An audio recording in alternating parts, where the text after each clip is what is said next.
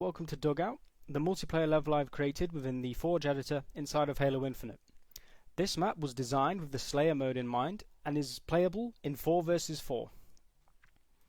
Some research and analysis I did on some Halo maps showed that one of the kind of more popular layouts was the 2 base slash the 2 tower layout.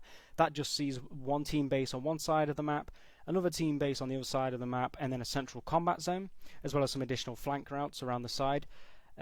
Usually with this, it's kind of got symmetry involved, just so that way it's consistently fair on both sides, and that's what I've done with Dugout. So as we can see here, I've got the red base, central combat area, and then the blue zone, or the blue base. And essentially in these bases we have weapon spawns, an ability spawn, and player spawns. With the player spawns, I've spaced them out and put them in different regions in each team zone, just to make sure that you're not going to get spawn trapped. Players, if they are going to be harassed by enemy spawn trappers, they're going to be able to escape. If they spawn here, they'll be able to run off. So it's making it easier for those maybe less experienced players. Up here is a bit of an open area. This is just so players can peek over the top and maybe get some long range shots. This turret's been placed as essentially a point defense on the base, so if anyone's trying to attack your base, you can defend it from up here. However, up here you are very vulnerable to sniper or other long-range fire, such as rockets or grenades. You can detach the turret and go on the offensive. This works well because players can do that and they can combine it, so if you've got a teammate with the drop shield, they can throw it down in front of you and you can kind of take a more defensive position whilst repelling enemies with machine gun fire. The drop shield here can be used in a multitude of situations. It can be used in places like this to create cover between the two crates. It can be used here to create cover between the rock and the trees. It can be used at the cave entrance to completely block it off from fire so that you can escape. And the shield can be used anywhere, which is why it's been picked in the map. Another ability like this is the shroud screen. Firing it at a cave entrance can block that cave entrance, so you can either hide a teammate running into it, you can kind of fire it at the cave entrance and make enemy players a bit unsure of whether or not they want to risk it. Again, it's something that can be used in a variety of ways, and it really kind of gives players the freedom to kind of create their own ideas on how they can use it within the combat sandbox. Here we have some explosive barrels, which are just kind of they've been added to the sandbox just so that players have another toy to play with. Essentially, they can throw it. It's kind of got this arc because it's a heavy item.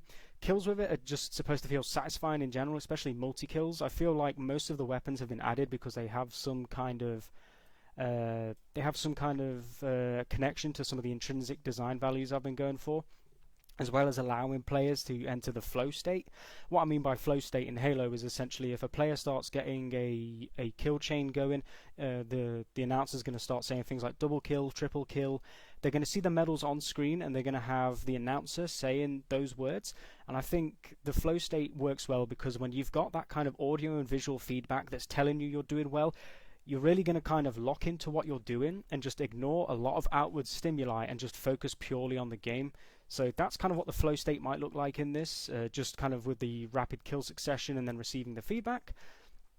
And that's what a lot of the weapons have been picked for. Things like the sword allow you to go on a melee spree. The snipers, they kind of give some satisfaction with the headshots or the no-scopes. Some of the intrinsic things are like having the weapons not be marked by nav points, allowing people to be curious and be rewarded for their curiosity. For example, having the sniper up here, I could have put a nav point on it, but I wanted players to feel rewarded for finding it themselves. Same with pretty much all of the weapon pickups. It's all about satisfying that curiosity and also allowing players to feel competent once they have learned the map. They've got that sense of understanding and that knowledge of how the map works and where they can find certain weapons to give themselves an advantage. So the only item pickup that doesn't necessarily have that does have a nav point is the active camouflage. What this item does is the player is able to activate it and they'll go invisible.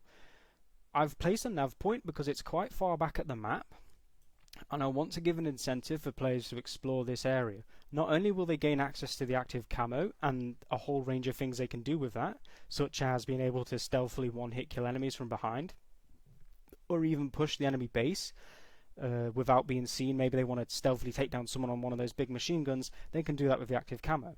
But they also might discover that the shotgun exists, and the shotgun has been placed here in this cave environment to show players and give them an idea that it will work better in close quarters environments. So areas like this or the bottom floor of the bases are going to work well with the shotgun, and that's why it's been placed here. It's a similar case where, so if we can drop down here, players can drop down into this cave as an escape from people up above. They'll find the grapple shot, and they can grapple out of here. That's why this rock is shaped somewhat hook-like, so players are able to grab onto it easily. And down here we have the unfortunate alien who's been stabbed with a sword.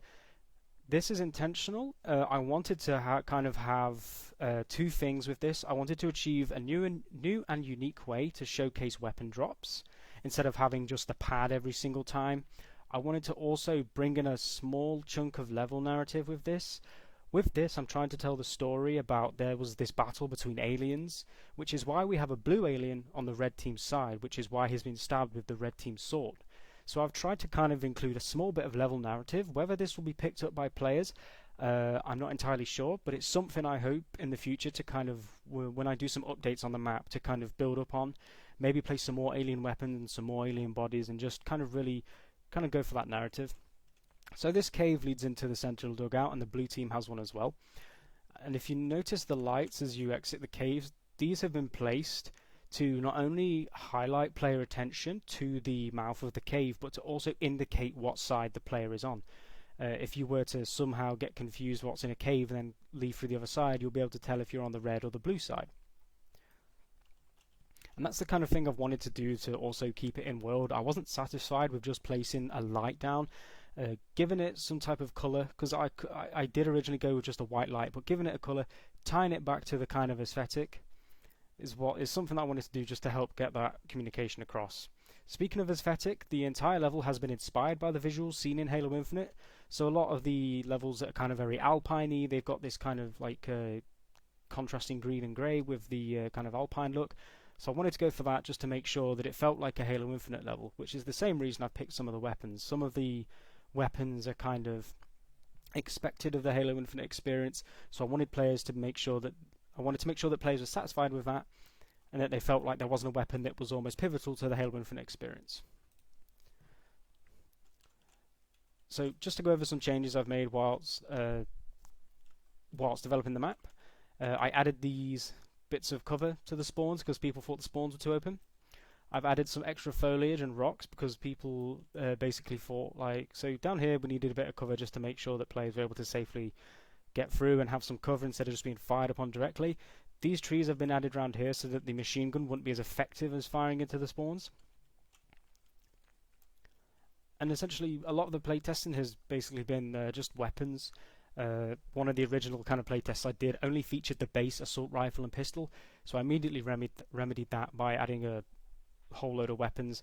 And again, the majority of weapons I just wanted to add because not only would they make the experience feel more like a Halo Infinite map, but I also wanted to make sure that they all had some kind of connection to the intrinsic values I was trying to set up, and making sure that every single weapon basically allowed the player to enter the flow state. So those are kind of some of the things that I focus on, just making sure that this is an experience that players will enjoy by having their satisfactions met and having what they expect from a Halo experience be met. Whether they are a new player who's maybe new to Halo but they know some first person shooters, they'll understand how most weapons work and they'll get some satisfaction out of that, all the way up to the existing players who know and who are capable of maybe getting a sniper rifle and no scope, and they're still going to feel that satisfaction and they're still going to feel rewarded for their skill, which I think is super important when playing a game like this. But overall, that has been Dugout. I do plan on continuously updating this map, as I do feel like the visuals could be massively updated, as well as possibly adding some new weapons along the way. But that is the entire map for now. Thank you for watching, and I hope you have enjoyed.